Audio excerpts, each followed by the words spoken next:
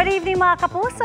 The countdown continues sa inabangang gathering ng brightest kapuso and sparkle stars, ang GMA Gala 2024. Ang iba, may kwento na tungkol sa makakasama sa pagrampa sa red carpet. Makichika kay Nelson Canlas.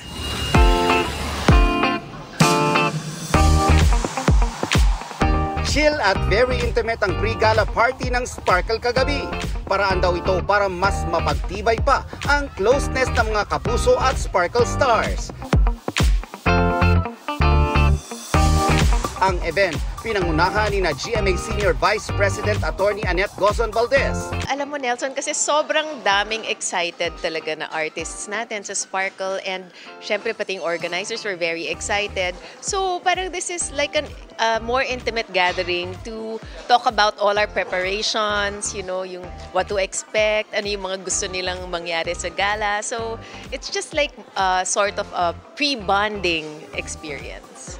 Sa pre-gala dinner kagabi, halatang excited ang mga artista na makipagtsikahan sa kanilang mga kaibigan na hindi nila madalas nakikita because of work. Pag nagsasama-sama ba kayo sa mga ganito, ano mga pinag-uusapan niyo? Work. Kamustahan kung kamusta. Talaga, we really catch up. I'm a big fan of Encantadia. To be surrounded, of course, by these three. It's such an honor. Chismis? Joke. Ano nga ba? Kami ni Khalil, pares kami mahilig sa film. 8 days to go bago ang gala night. Ang ladies, ready na raw para mag-shine sa red carpet. Ang mga boys naman, full support naman daw.